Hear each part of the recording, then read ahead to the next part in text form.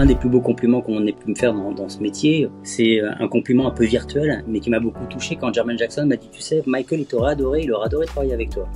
Je pense qu'on ne change pas, je pense que ce qu'on a, l'âme d'enfant et puis le côté rêveur, il faut l'avoir dès le départ.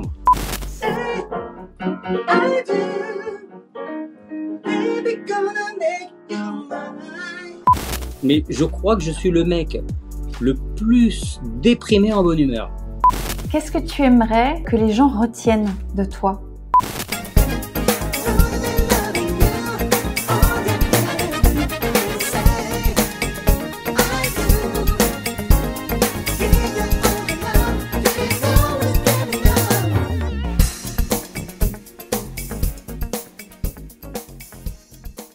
Bonjour à tous et bienvenue sur ma chaîne Parcours Authentique. Aujourd'hui, nouvelle interview, nouvelle invitée. On accueille Rachid Ferrache avec nous. Salut Rachid, comment vas-tu ? Ça va très bien et toi ? Bah super, écoute, je suis ravie de te recevoir. Alors, on va pas mentir, on se connaît. Depuis longtemps. Depuis longtemps. Peut-être trop longtemps. Peut-être trop longtemps.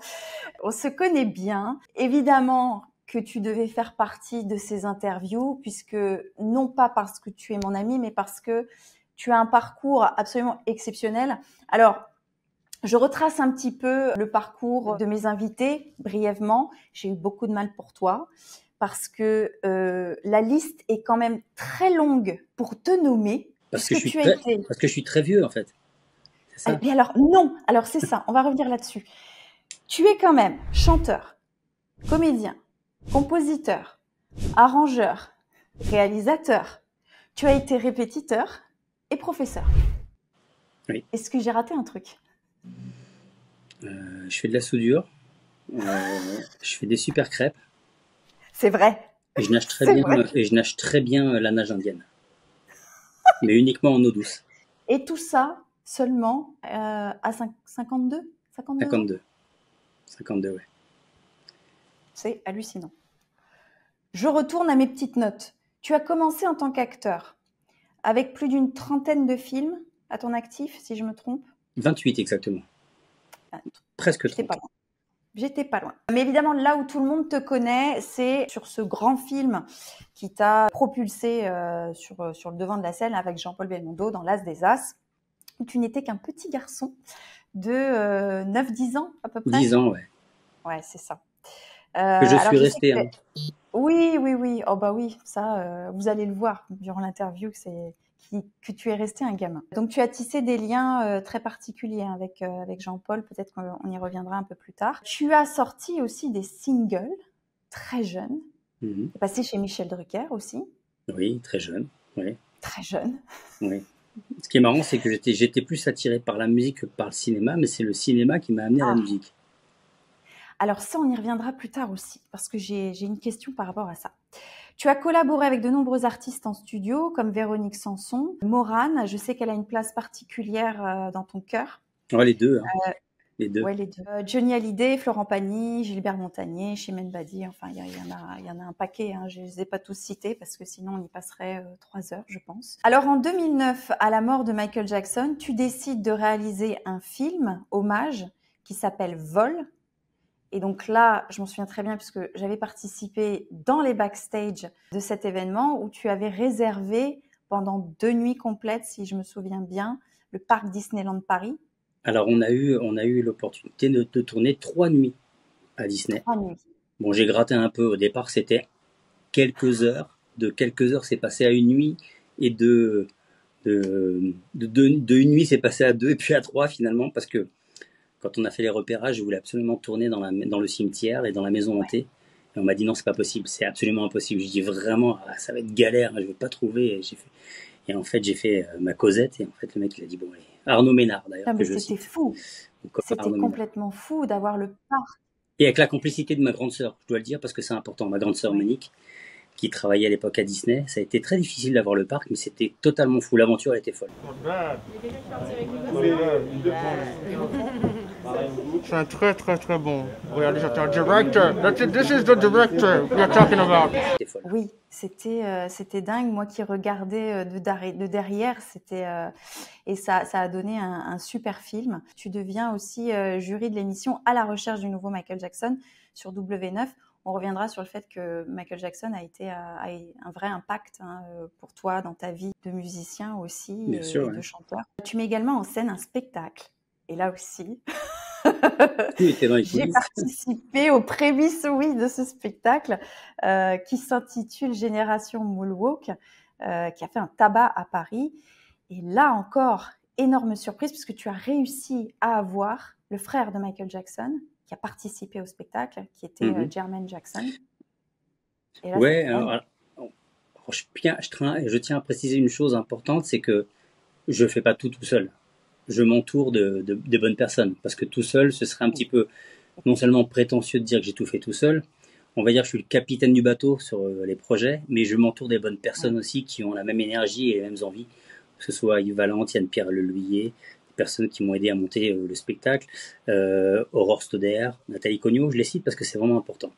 Et alors, en fait, on fait une Oui. première édition de ce spectacle, un petit peu à l'arrache, un peu de bout de ficelle. C'était pas vraiment prévu, et on se retrouve à faire un spectacle incroyable qui emmène les gens dans une émotion qu'on n'avait même pas prévue. D'ailleurs, même le musicien était touché. Michael Jackson était mort depuis 1 an seulement, et on célébrait les 1 an de sa disparition. Il y avait une grosse émotion qui était palpable. Et puis, on se dit, bah voilà, c'est un beau spectacle, il va falloir essayer de le refaire quand même. Et puis, la seconde année, moi, entre-temps, je fais l'émission où je suis à la recherche du nouveau Michael Jackson, c'est W9, dans laquelle je suis membre du jury. Et, euh, et donc, une fan me dit, il y a Jermaine Jackson qui est à Londres, ce serait peut-être l'occasion d'aller le choper là-bas. Donc, en fait, je me suis retrouvé à partir vraiment, mais à l'arrache, euh, à Londres, et le rencontrer via son manager, Christophe Petit. Et donc, voilà, je lui montre les images du premier spectacle. Il adore. Moi, je pensais qu'il allait regarder 15 secondes, 20 secondes, et me dire, bon, ok, c'est sympa, bravo, j'en ai déjà vu d'autres. Et en fait, il prend le iPad, je me souviendrai toute ma vie, hein, il est debout, il prend le iPad, et là, il s'assoit sur un canapé dans le hall, et puis il regarde, et puis il avance, et puis il regarde, il dit, waouh, vraiment super, vraiment super. Et sans que je lui propose quoi que ce soit, c'est lui qui me dit, tu voudrais que je vienne sur le prochain? Donc en fait, la proposition a été faite de Jermaine directement. Et voilà comment il s'est retrouvé. Je me suis retrouvé à partager la scène avec tous les autres chanteurs, les musiciens, C'est les énorme. artistes, les danseurs. Et c'était une super expérience parce qu'on avait celui qui restait le plus connu des Jackson 5. Moi, ça m'a permis de vivre des soirées et des moments un peu privilégiés où il me racontait plein d'histoires de l'époque de la Motown, comment il travaillait en studio. Donc ça a été magique parce que j'avais accès à des petits secrets de la famille Jackson et des Jackson 5. Et le plus beau compliment, je pense qu'un des plus beaux compliments qu'on ait pu me faire dans ce métier, indépendamment simplement du travail que j'effectue, c'est un compliment un peu virtuel, mais qui m'a beaucoup touché quand Jermaine Jackson m'a dit, tu sais, Michael, il aurait adoré travailler avec toi. Donc ça, c'était top, parce que c'est une chose que j'aurais aimé faire depuis que j'étais gamin. Ouais. Parce que j'ai été fan de plein d'artistes, j'ai été fan de Jackson, de Prince, de Sting, de Phil Collins, de Earth, Wind and Fire, de Stevie Wonder. Tous ces artistes, en fait, c'est ce qui m'a construit, ce qui m'a nourri, même dans les moments un petit peu de doute où tu te dis la musique c'est compliqué, il faut se battre tout le temps, surtout avec l'industrie qui a changé. Et en fait, il suffit que tu te réécoutes un album de Jackson, de Prince, et puis ça te remet une espèce de pêche, et tu te dis non, je suis fait pour ça, j'ai envie de ça, et je vais aller jusqu'au bout, jusqu'à mon dernier souffle. Donc, d'avoir pu avoir ce genre de moment privilégié avec Jermaine Jackson, ça me donnait encore plus envie d'avancer. Quand il m'a dit, bah voilà, Jackson, Michael t'aurait adoré, il aurait adoré travailler avec toi. Mais après, j'ai grandi avec ces artistes. Donc, en fait, automatiquement, quand tu grandis avec des artistes, ça t'influence sur tes choix. Mais même des choix de son de batterie, de son de guitare, de son de basse, de clavier. Tous tes choix vont être forcément dirigés par quelque chose que toi-même t'as écouté pendant toute ton enfance et toute ta vie. Oui, mais alors ce qui fait ta différence, on en reviendra aussi, parce que j'ai des questions par rapport à ça, c'est que vraiment, toi, on a l'impression que tu es une espèce de chef d'orchestre où tu arrives à voir en fait tout de la musique. C'est-à-dire qu'il n'y a pas un endroit où tu pêches, tout va être, que ce soit en batterie, que ce soit en guitare, que ce soit les violons, que ce soit... Tu mets tout en place toi-même. Alors, on reviendra dessus, parce que moi, j'ai envie de savoir comment tu as appris tout ça. Si c'est naturel, si tu as pris des cours, ou si tu as été au conservatoire. Je pense qu'il y a beaucoup qui veulent savoir tout ça. Je reviens à mes notes, parce que c'est pas fini. Il n'a pas fait que ça. À la saison 9 de la Star Academy, tu es prof de chant et répétiteur. Non, j'étais prof de chant, répétiteur Stéphane Filet. Mon copain Stéphane Filet. Prof de chant. Bon, c'est déjà quand même, voilà, c'est déjà pas mal. Tu refais une édition de Génération Moonwalk. Et là, tu l'as fait au Palais des Festivals à Cannes. En 2022, tu décides de sortir ton single I Do.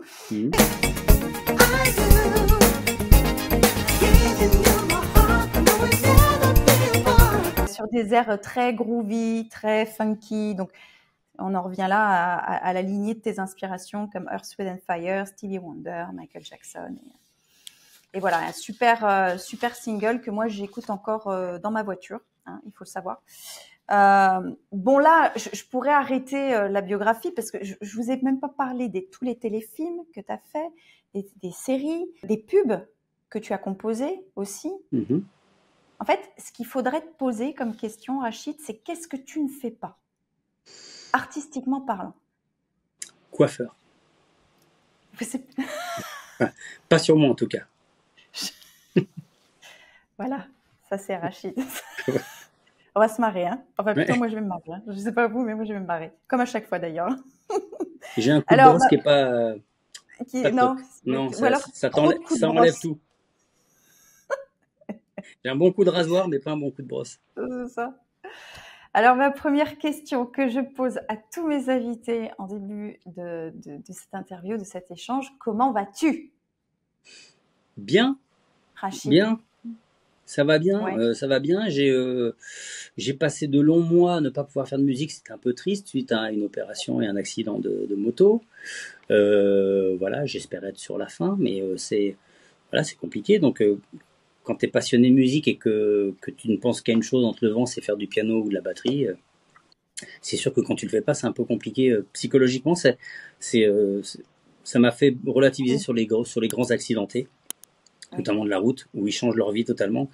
Moi, je l'ai pas changé totalement, je l'ai changé partiellement, mais voilà. Mais sinon, ça va mieux, ça va beaucoup mieux, puisque je recommence à composer et puis à me remettre sur des projets qui me tenaient à cœur. Pas que des projets musique d'ailleurs, des projets aussi télé, projets d'émissions de télé. Ouais. Et puis d'autres projets de lancement de sites prochainement qui vont permettre aussi aux artistes de pouvoir être aidés dans leur projet. Super. Ça, on en parlera plus tard. On va commencer par le début, hein, puisque tu as commencé tout petit à travailler en tant qu'acteur dans les films. Comment c'est arrivé ça? Est-ce que c'est tes parents qui t'ont lancé là-dedans? Est-ce que ça a été une demande de ta part? Alors, il y avait une petite annonce dans les magazines gratuits à l'époque, en région parisienne, qui s'appelait Le Gratuit d'ailleurs, je ne sais pas si ça existe encore. Et donc, il y avait une agence qui s'ouvrait, qui était une des premières agences. Et en fait, il y avait ma mère m'a emmené rencontrer la personne qui s'occupait de cette agence, qui s'appelait Bruno Mérès, qui était un ancien top modèle, et sa femme, Moon, et qui ouvrait donc un département pour les enfants. Département casting pour les enfants. Et je me retrouve donc inscrit dans cette agence à l'âge de 6 ans. Je commence à faire quelques castings et puis je suis très vite repéré d'abord pour les magazines. Je commence à faire une première publicité à l'âge de 6 ans et demi qui s'appelait, je sais plus comment, c'était pour des jouets, les musclés. C'est des jouets qui s'appelaient les musclés. Voilà, c'était une marque de jouets qui n'existe plus. Et je fais de fil en aiguille, quand tu fais des castings, tu rencontres des directeurs de casting qui ne travaillent pas que sur la pub. Je me retrouve un jour à un fameux rendez-vous où je rentre dans les bureaux de la Gaumont et il y a Jean-Paul Belmondo qui est assis. Et puis on discute un peu. Et puis voilà, question, échange. Et c'est lui qui dit, bon, je crois que tu vas partir avec nous.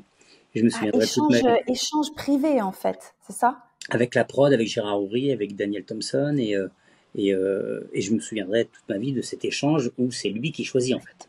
C'est lui qui choisit parce que partir en tournage...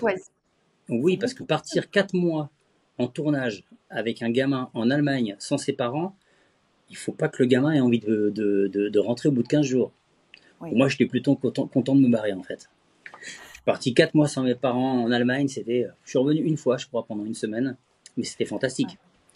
Ouais. J'ai vécu quelque chose d'extraordinaire, comme ont pu le vivre plein de gamins dans plein de films. C'est-à-dire le gamin qui a fait le rôle de E.T., il a Oui. vécu aussi des choses incroyables.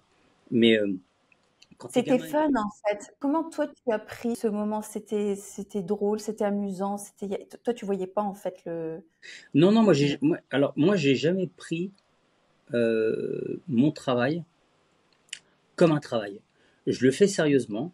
Quand je Mhm. répète avec des musiciens, je veux que ce soit carré. Je suis un petit Oui. peu, je sais pas si je peux dire le mot sévère, mais je suis un petit peu chiant parce que Tu sais ce que tu veux. je suis méticuleux et je sais exactement où je veux aller. Donc en Oui. fait, comme je sais où je veux aller, tant que je n'ai pas cette finalité, je vais Ouais. travailler pour. Mais Oui. je prends toujours ce que je fais pour un amusement. Je suis le premier Ouais.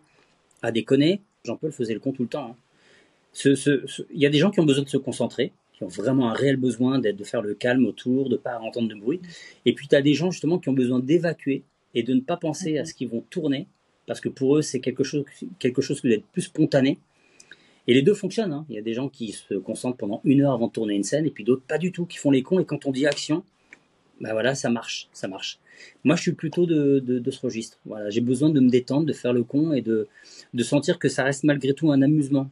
À partir du moment où ça devient un travail et qu'il y a une espèce d'autorité trop complexe, comme si j'étais à l'école, ça va m'emmerder. Quand ça s'est terminé, le tournage avec Belmondo, dans tes yeux d'enfant, dans ton feeling d'enfant, qu'est-ce que ça t'a fait? Ça t'a fait un vide? Ou alors tu t'es dit, chouette, je vais retourner à ma vie Alors, de collégien? ce dont je me souviens, c'est que je suis parti en vacances avec mes parents en Normandie, juste après. Juste après. Ouais, et Ouais, c'était un grand kiff. Et j'étais très content d'aller à la plage et de faire des châteaux de ouais. sable. J'étais pas dans une dynamique de waouh, est-ce que ça va faire un succès? Ça va sortir quand? Pour te dire, moi, je suis allé voir le cinéma, je payais ma place et j'emmenais mes copains et j'y retournais plein de C'est fois. vrai? Ah ouais, j'allais avec mes copains et on achetait nos places, tu vois, c'était absurde. Non. Ouais, si, si. Et c'est sorti donc en octobre, je crois que c'est octobre 82. Ouais, Et c'était top, ça a été un gros succès, hein. À l'époque, ça a battu des records qui étaient incroyables. C'est-à-dire que si le film était sorti aujourd'hui, pour faire un équivalent, ça aurait été un équivalent de Intouchable ou des Ch'tis oui. ou autre. Ouais, Voilà, ouais. parce qu'à l'époque, je crois qu'il a fait 6, 7 ou 8 millions, ce qui était Ouais, colossal dans les années 80. À l'époque, c'est c'était vrai. E.T., Star Wars et Indiana Jones qui faisaient ça. Ouais. Voilà, donc on était Oui, vraiment dans le haut du panier des films qui cartonnaient. ouais, c'est fou. Et alors, tu continues comme ça à faire des tournages pendant combien de temps tu continues Je en tant pense que que j'ai comédien, en tant pendant qu'acteur? pendant quelques années jusqu'à l'âge de les dernières choses que j'ai tournées, j'avais 30 ans, c'était une série policière. D'accord. Mais très très vite, je me suis aperçu que c'était pas quelque chose Qui te passionnait. ouais, c'était pas mon truc. Moi, j'aimais déjà beaucoup être derrière la caméra, très jeune. J'aimais, avec Mm. l'époque, avec des caméras, avec des cassettes, j'aimais déjà Mm. tourner des choses, réaliser des choses, ça m'amusait beaucoup. Comment est-ce que d'un seul coup, tu te dis, j'ai envie de faire de la musique? Alors, pour les plus jeunes qui connaissent pas, à l'époque, on avait des barils de lessive qui étaient en carton, très haut, Oui. rond. Et en fait, ma mère m'en avait gardé plusieurs. Et je m'étais fabriqué une batterie et j'avais accroché avec une corde, j'avais accroché des dessus de casseroles en ferraille pour me faire les cymbales. Et je jouais avec des cuillères en bois. Et j'ai appris réellement la batterie comme ça. Donc c'est très pire qu'artisanal. Et en fait, Oui. ça, c'est quand j'avais déjà 6 ans, quoi. 6 ans et demi. Très très jeune, j'étais attiré par la musique. Et puis j'allais voir mon grand frère qui jouait dans des orchestres, qui était bassiste, mon grand frère Jean-Michel. Donc en fait, j'ai toujours eu en fait quelque chose qui m'attirait dans la musique. Toujours. Et ce qui est très marrant, c'est que très jeune, j'écoutais déjà ce qui se passait derrière. C'est-à-dire, j'écoutais les orchestrations, j'écoutais les arrangements. J'écoutais pas Oui. la chanson comme les gens l'écoutaient, avec la mélodie, en train de rechanter la mélodie. J'étais déjà intrigué de savoir pourquoi les cuivres jouaient ça, pourquoi les violons jouaient ça, la ligne de basse. Depuis très jeune, je chante toutes les lignes de basse, donc j'ai des centaines de lignes Oui. de basse en tête, de morceaux depuis toujours. Et encore aujourd'hui, quand j'écoute un morceau, je suis en train de chanter la basse au lieu de chanter la mélodie. Donc en fait, Mais je suis attiré par ce qui se passe, ce qui construit, c'est la musique. voilà, c'est ça qui fait ta particularité, en fait, c'est que tu construis ta musique de A à Z. Tu fais même les chœurs, tous les chœurs. Oui, bien sûr, oui. Bon, beaucoup C'est ça d'autres le font, hein. qui est, Beaucoup d'autres le mais font, oui. mais c'est vrai que je fais ça quand même depuis très très longtemps. Comment tu as appris le piano? Alors, je me suis acheté un premier, à l'époque on disait un synthé, un synthétiseur, et Ouais, c'est ça. j'ai appris avec un seul doigt. Pareil, j'ai acheté mon premier clavier, j'avais 14 ans, et je me souviens à l'époque, puisque j'avais pas le droit de toucher mon argent qui était bloqué jusqu'à la majorité, je Ouais. me souviens que mon premier clavier, je donnais 100 francs par mois au magasin, et il coûtait 900 francs. Donc j'ai pu avoir mon piano seulement au bout de 9 mois. Ouais. Et j'allais à Paris, et je donnais 100 francs au magasin, et je rentrais chez moi. Et j'ai attendu 9 mois pour avoir mon premier clavier. Et j'ai appris avec un doigt, et après avec deux, et puis après Non. les 10, puis les coudes, et puis les pieds, les genoux, puis après grand écart sur le piano. Donc complètement autodidacte en fait. T'as jamais pris un cours Non, j'ai regretté parce que il y avait un prof que j'adorais à l'époque à la salle Playel à Paris. J'ai pris un cours avec lui et un deuxième et j'ai adoré. Et c'était en fin d'année, j'ai voulu reprendre l'année suivante et il était plus là. Il donnait plus de cours, il avait quitté l'école et ça m'a un petit peu écœuré. Donc j'ai appris tout seul. C'est quelques années plus tard, mais vraiment longtemps après, hein, ça a été en 2005 ou 2006. Donc c'est quand même assez récent par rapport au fait que je joue depuis que je suis gamin. Mais c'est en 2005-2006 où j'ai fait pendant 2 ans une école qui s'appelait Bill Evans Academy à Paris, qui est une école donc liée au pianiste de jazz Bill Evans. Et c'est une super école parce que ça m'a appris l'harmonie, ça m'a appris des codes qui sont différents de ce que j'avais appris moi en autodidacte. Donc ça m'a permis de lier mon côté autodidacte à une théorie et à on va dire une propreté du jeu un peu plus. Mais malgré tout, c'est vrai que c'est quelque chose que je regrette parce que je ne lis pas la musique. Je suis incapable de déchiffrer une partition. Pour moi, c'est totalement c'est un langage que je ne comprends pas du tout.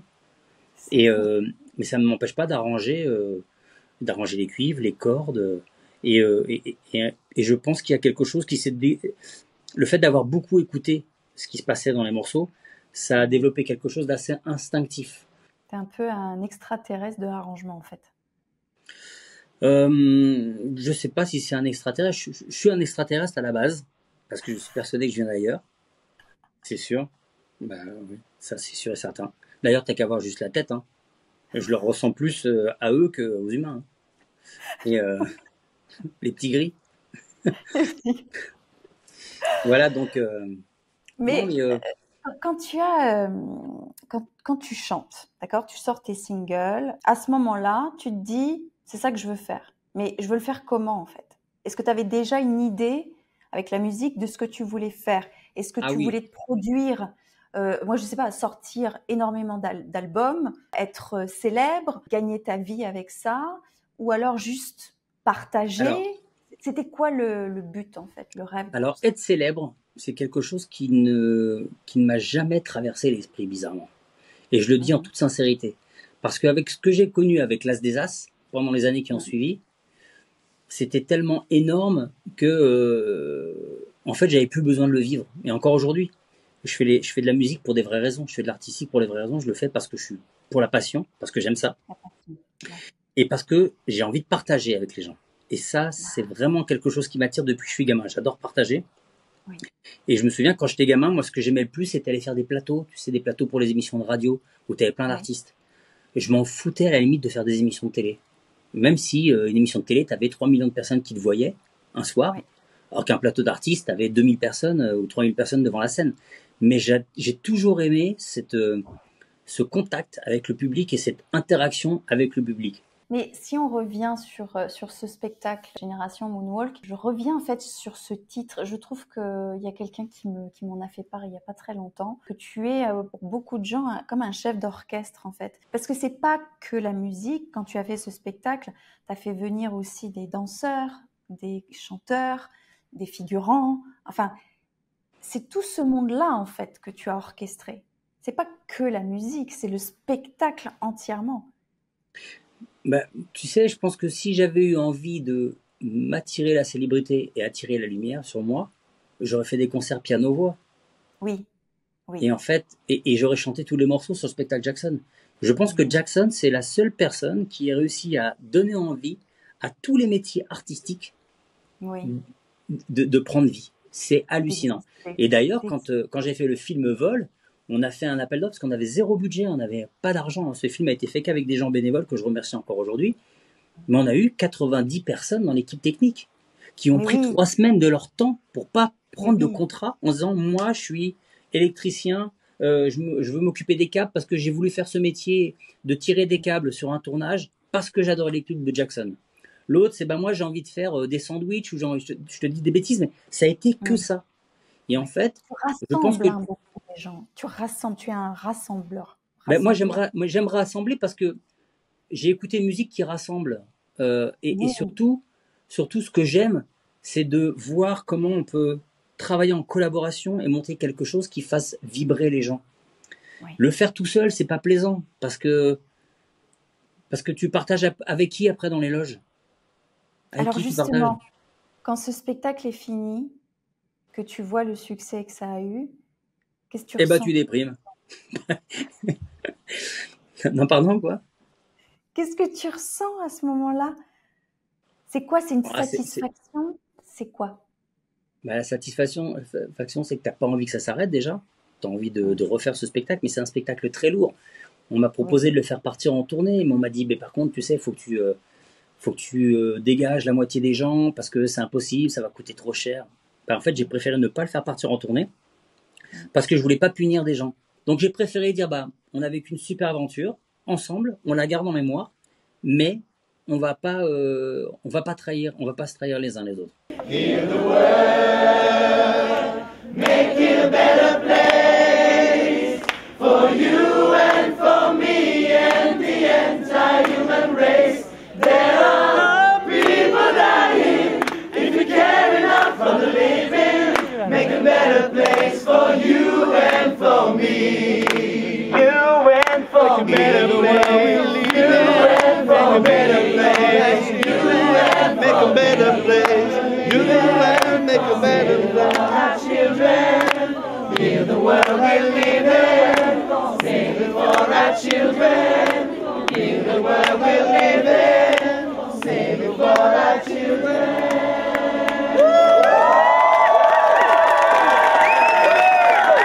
Et c'est dommage parce que c'est un spectacle qui aurait vocation à partir en tournée.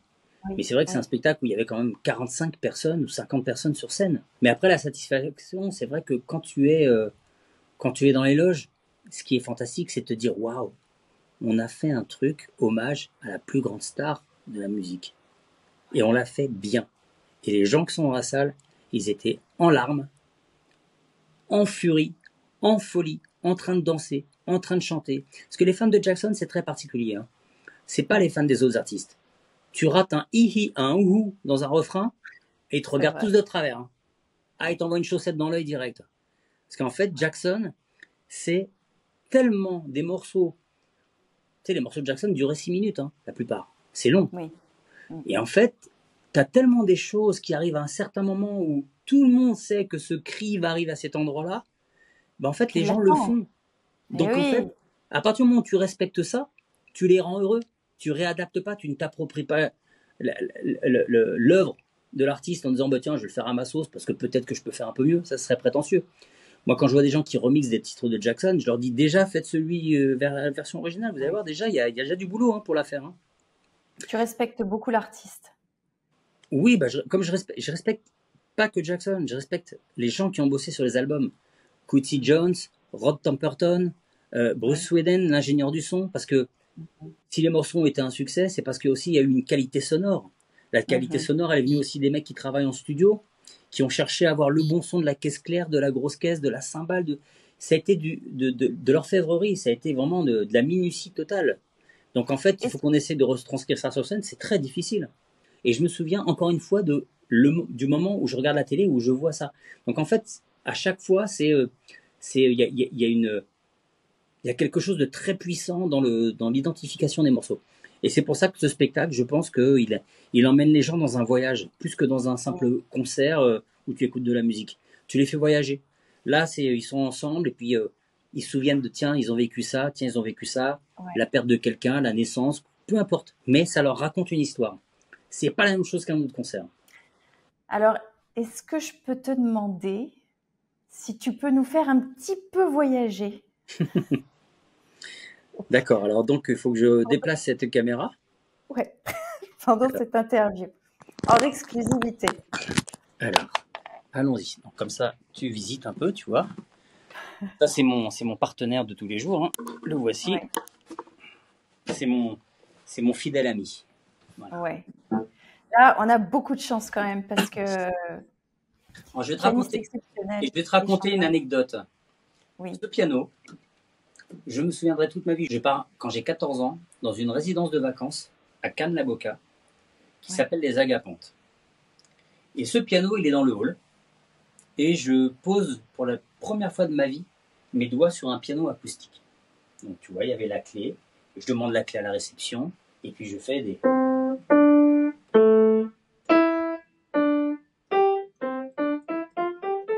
Puis ça m'a intrigué. Puis j'aime bien. Et puis j'essaie de faire des choses. Et en fait, je reviens l'année d'après avec mon producteur. Et il me dit, voilà, on a un mois, tu vas essayer de composer des chansons. Entre-temps, j'avais mon petit synthé, j'étais en train de jouer. Et en fait, j'ai composé mes premières chansons sur ce piano. Et quand la résidence de vacances a fermé ses portes il y a quelques années, j'ai appelé le directeur, j'ai dit, je veux ce piano. Ce piano, ça a été mon premier piano, donc je veux qu'il fasse partie de ma vie. Donc c'est devenu mon piano. C'est le premier Très piano sur lequel j'ai joué. sentimental. Ah oui, ça Très c'est une valeur sentimental. sentimentale, Ouais. c'est mon bébé. En plus, il est beau. Voilà, il est un peu lourd, hein, mais voilà. Alors écoute, je t'en prie, ce que tu veux.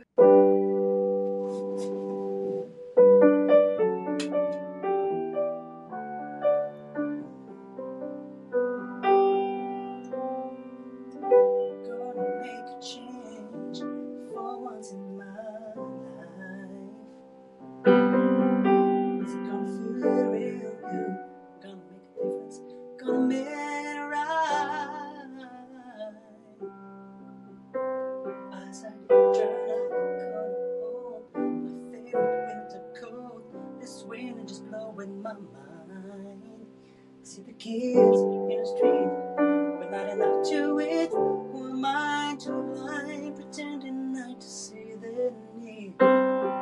Somebody's regal, broken by the time, and a walk-in song.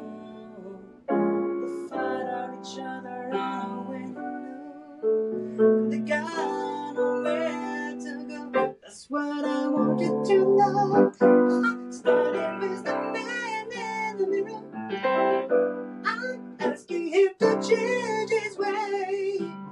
No message could have been any clearer. If you wanna make the world a better place, take a look at yourself and then make the change.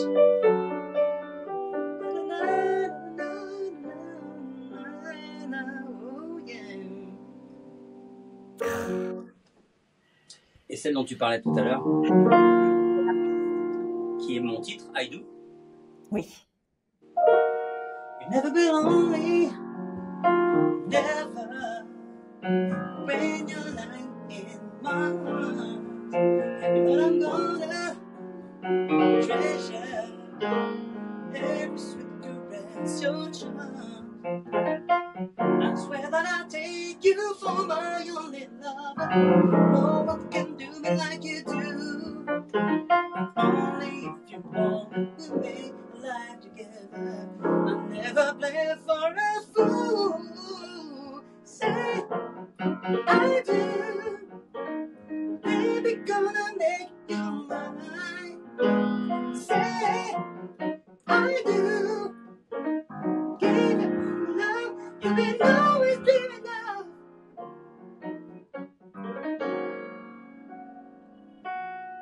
Voilà. Ça fait longtemps que je l'ai pas joué d'ailleurs, tu vois. Magnifique. Ouais, la faire en salsa. Vous voyez, tu peux tout faire en fait. T'es comme un jukebox, tu sais. C'est ça. Je dirais pas où faut mettre les pièces. Reviens avec nous. Alors, je sais que tu fais des masterclass aussi. Pourquoi des masterclass? Les masterclass, moi je souffre beaucoup de voir comment la musique est en train de la bonne musique. D'évoluer. Mhm. Ouais, ou de régresser, parce que c'est plutôt régresser que d'évoluer là pour le coup. Et et je suis triste de voir ce qui est en train de se passer. C'est-à-dire qu'aujourd'hui, on tourne autour des mêmes accords, et il n'y a plus de développement artistique, et Ouais. il n'y a plus de développement mélodique, il n'y a plus de développement des arrangements. Comme le disait Sting dans une interview, on a carrément oublié le pont. Avant, dans les chansons, tu avais un pont. Oui. C'était génial, le pont. C'est-à-dire que ça te Ouais. faisait sortir un peu du morceau, hop, et Ouais. à la fin, tu revenais dans le morceau. Ça a disparu. Ça a disparu de plus en plus, et je trouve ça triste. Donc, avec les masterclass, j'essaye surtout alors pour ceux qui font déjà de la musique, de répondre à des questions qui se posent, de savoir comment on arrange un morceau, par exemple, savoir d'où on part, comment on fait Mhm. pour chercher des accords différents, parce que aujourd'hui, tu as plusieurs manières d'arranger un morceau, tu as plusieurs manières d'enrichir tes accords sur une mélodie, toute simple, hein, qui peut être toute simple. Et puis, j'essaie de répondre, enfin, j'essaie d'emmener les plus jeunes vers quelque chose de plus magique, pour qu'ils se disent waouh, on peut faire ça avec la musique, c'est incroyable. Ah oui. Et en fait, c'est pas simplement ce qui passe à la radio, c'est pas simplement ce qu'on leur met dans les oreilles. La musique, c'est beaucoup plus riche que ça. Ce serait triste quand même si tous les jours on mangeait exactement le même plat avec la Mhm. même sauce et les mêmes saveurs. T'imagines un peu? Bah, c'est un petit peu ce qui se passe avec la musique. C'est que les gens ils bouffent une salade de tomates et un kebab tous les jours depuis 20 ans. Alors que tu peux manger une belle omelette, tu peux manger une bonne viande, tu peux manger plein de choses. Et c'est un petit peu ce qui se passe avec la musique, c'est qu'elle n'a plus de saveur. Elle n'a plus de Oui. saveur. Et d'ailleurs, c'est un peu à l'image de ce qui se passe dans la société. C'est-à-dire qu'il y a beaucoup plus de restaurants de fast-food et de sandwicheries qui s'ouvrent que de restaurants gastronomiques. Dans une rue, ça va être l'équivalent, ça va être de 2 pour 10, pour 8 sur 10, tu vois. Est-ce Et que en fait, c'est c'est pas un peu le défi de ta vie aussi, ça? de me battre Justement. pour faire reconnaître la bonne musique. Si, parce que j'ai toujours été un râleur et que j'ai jamais voulu accepter que les autres aient gain de cause, en fait. J'ai pas envie que la mauvaise musique ait gain de cause parce qu'elle est trop importante dans notre société. Elle est trop, trop importante. Les gens ne se rendent pas compte que ce qui se passe dans notre monde, c'est en partie, ou grâce, ou plutôt à cause en ce moment, de l'artistique. C'est-à-dire que avant, tu avais un film d'action, le mec veut en tirait dessus, tu avais une petite tache de sang, le mec il mourait, il avait les yeux qui clignaient, on voyait qu'il respirait encore. On savait qu'il était mort pour le film, mais ça nous faisait rire, on savait qu'il n'était pas mort. Aujourd'hui, le mec il se fait découper avec la tête qui part dans un sens, les intestins qui sortent du ventre, et c'est complètement dégueulasse. Donc en fait, le cinéma et la musique et l'art en général, ils ont un message précis dans le subconscient des gens.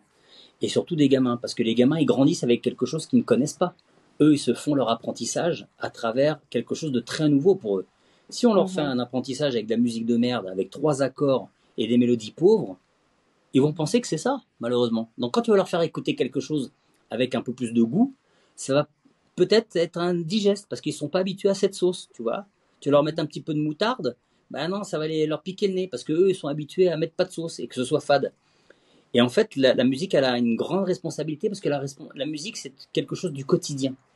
C'est quelque chose du quotidien, dans les magasins, à la télé, à la radio, dans les écouteurs. Contrairement à un film, où un film, tu choisis de le regarder. Il va se Oui. passer 2 heures et tu vas le regarder pendant 2 heures. Point Oui. barre. La musique, on s'en rend pas compte, mais elle est partout. Dans les voitures, partout. Quand tu emmènes des enfants à l'école, il y a de la musique. Si cette musique, elle est pauvre et elle est agressive, il y a de fortes chances pour que la façon de penser des gamins devienne un peu pauvre et un peu agressive Oui, je comprends, ouais. Ouais. dans l'agressivité, dans le manque de Ouais. qualité, cet autotune, cette voix trafiquée, où tout se Ouais. ressemble, où c'est devenu un électroencéphalogramme qui est complètement plat. T'as plus cette espèce d'excitation émotive. Quelle est la réalisation dont tu es le plus fier, mais personne ne le sait? Où il y a peu de gens qui sont au courant sur tout Euh, ce que tu as fait.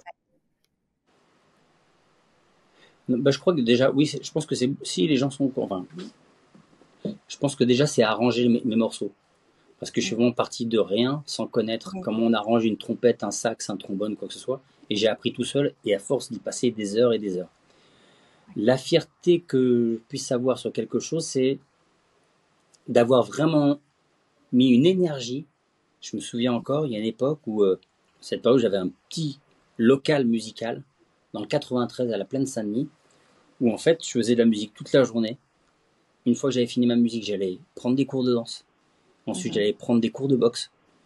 Après, j'allais en boîte de nuit, sans fumer, sans boire, sans prendre de drogue. Et le lendemain, je dansais en boîte jusqu'à 5 heures du matin avec les copains danseurs. On allait essayer les chorégraphies qu'on avait apprises en cours. Et le lendemain, à 10h, 11h, j'étais reparti au studio. Et j'ai fait ça pendant très longtemps. Et je mettais une énergie à être bon dans tout ce que je faisais. C'est-à-dire que même en boîte de nuit, j'y allais pour être bon en boîte de nuit. Et je voulais pas être simplement un client de la boîte. Fallait que je sois au top. Voilà, fallait que ça danse grave. Et la boxe, pareil. La boxe, je me suis beaucoup investi dans la boxe. J'ai eu la chance d'avoir un très bon prof qui a eu une phrase très intelligente et très touchante. Entraîne-toi comme tu veux, le nombre d'heures que tu veux par semaine, mais ça sert à rien que tu ailles sur ce métier, tu as d'autres choses à faire dans la vie. C'est devenu un échappatoire, thérapie, la boxe, parce que t'en as La fait boxe, pas mal. non. La musique, oui. La boxe, pas du tout. La boxe, c'était un challenge contre moi-même. Est-ce que j'allais être capable? J'avais fait 15 ans de judo, je voulais savoir si j'étais capable de passer à un autre sport de contact, de pur contact.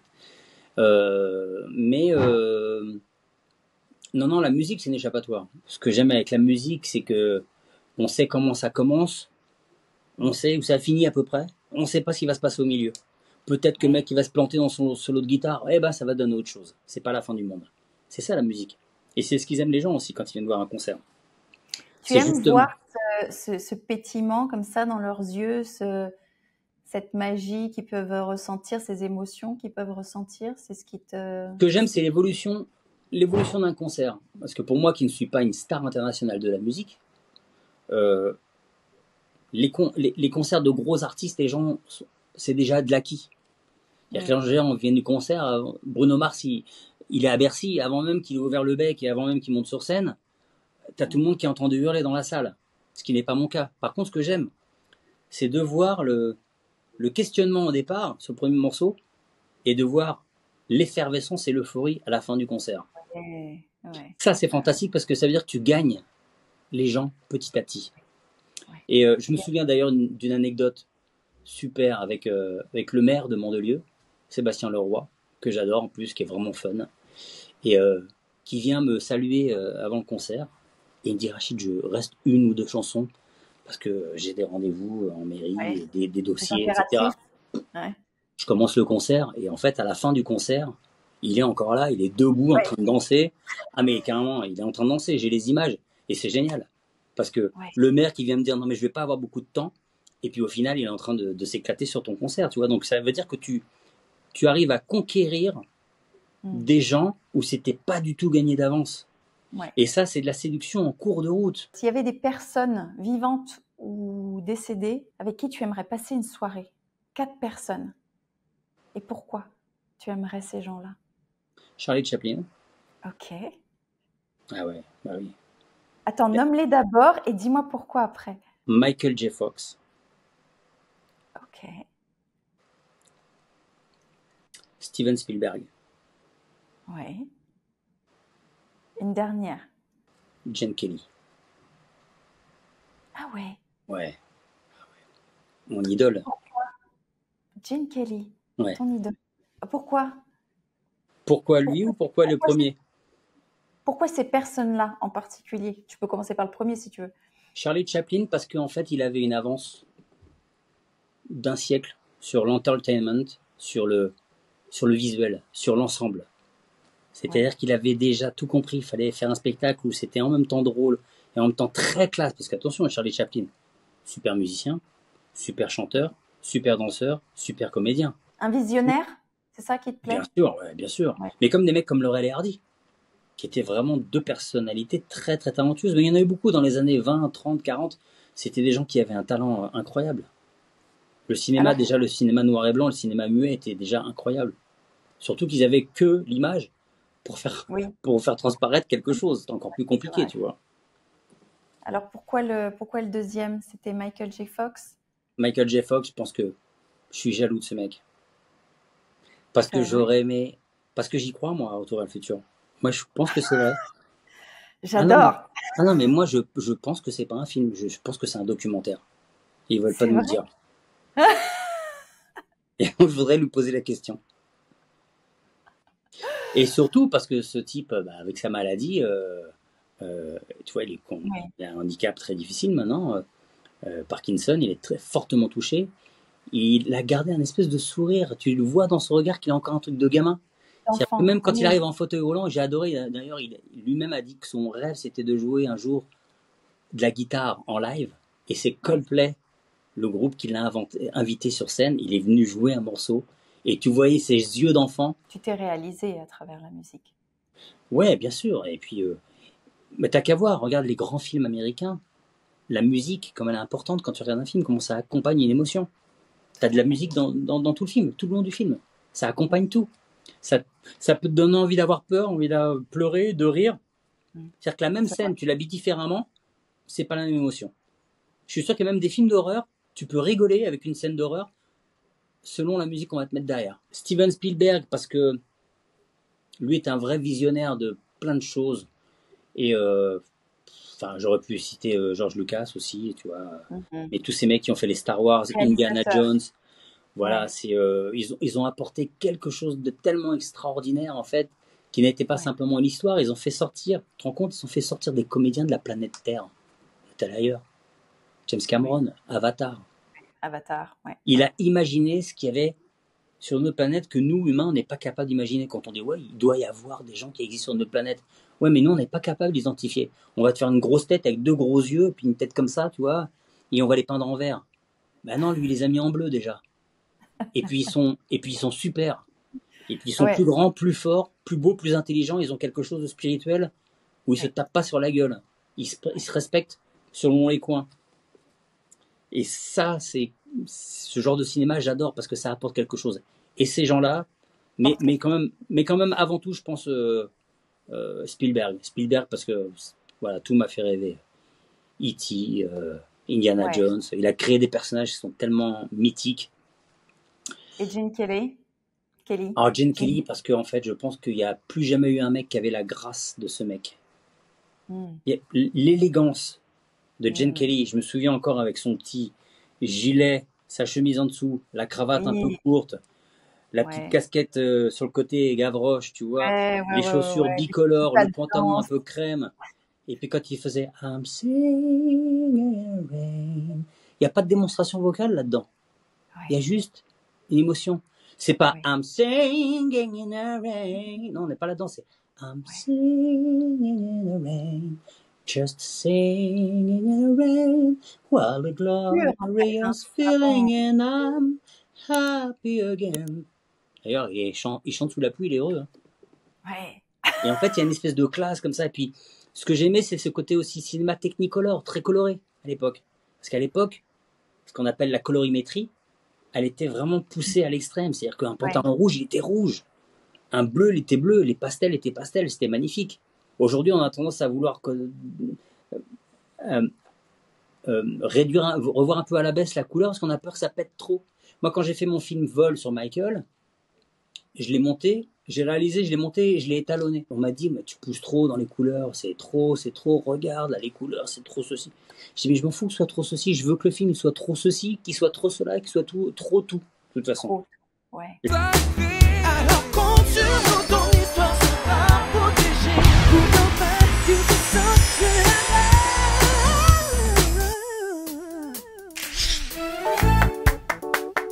Je veux que ce soit trop tout. D'ailleurs, on pensait qu'on n'aurait pas Disney, hein, et on l'a eu. Ouais. Comme quoi, ne jamais rien lâcher. Je peux me vanter aujourd'hui d'être le seul à avoir pu tourner à Disneyland Paris pendant 3 nuits. Ouais, c'est vrai. Ça, c'est fantastique. Ça, c'est fantastique. Qu'est-ce que tu aimerais, si tu aimerais, que les gens retiennent de toi? Que j'ai pas lâché l'affaire. Jamais. Parce que tu me reposais la question la veille de ma mort, j'aurais pas lâché l'affaire. Parfois, je me dis, oh, j'en ai marre, ça fait chier. La musique, de toute façon, les gens, ils sont sourds, ils écoutent des trucs bidons, ça sert à rien. Puis le lendemain, je fais, non. On va y arriver. J'adore cette détermination, c'est vraiment ce qui te caractérise le plus. Depuis que je te connais, en plus. Hein, mais je crois que je suis le mec le plus déprimé en bonne humeur. Ah, c'est joli, ça. Tu vois, en même temps. J'adore. Le plus déprimé en bonne humeur. Oui. J'adore. C'est-à-dire que t'es dégoûté de tout, mais tu continues à le faire. Et t'es content de le faire. Mais t'es dégoûté. C'est vrai. Tu vois, c'est genre, le mec, il a fait un plat, il a raté son plat, mais il le bouffe quand même parce que c'est lui qui l'a fait, il est content. Mais c'est vraiment dégueulasse, tu vois. Mais il le bouffe. C'est un peu ça. Vrai. Bon, moi, j'espère que mes plats sont pas dégueulasses, mais Non, tes crêpes sont très bonnes, à retenir. Ma dernière question, Rachid, comment tu te sens là, après cette heure qu'on a passée ensemble? 7 heures? Non, Cette pas 7 heures. petite heure qu'on a passée ensemble. Comment je me sens? Bien. Quand on va couper, je vais me mettre sur le piano, parce que là j'en ai envie, parce que maintenant que je l'ai tripoté 30 Oui. secondes là, j'ai Ouais. qu'une envie, c'est d'y retourner. Ouais. Voilà, et puis finir mes projets en espérant, et puis c'est pas en espérant, c'est que ça va voir le jour. Oui, le site qui va être mis en ligne dans quelques jours, Oui. un site important qui va permettre aux artistes de pouvoir se connecter entre eux. Pour ceux Ouais. qui ont besoin de collaborer avec des musiciens mais ils n'ont pas les contacts, là ce sera une mise en contact. Et puis Super. les aider dans leurs projets, de pouvoir les aider à arranger leur chœur, de faire des arrangements, comme moi je l'ai appris. De pouvoir les aider à faire évoluer un morceau et que le morceau ils se disent ah c'est sympa mais merde il me manque quelque chose. Et ben faire en sorte que ce qui manque ne leur manque plus, qu'ils aient toutes les réponses à leurs questions.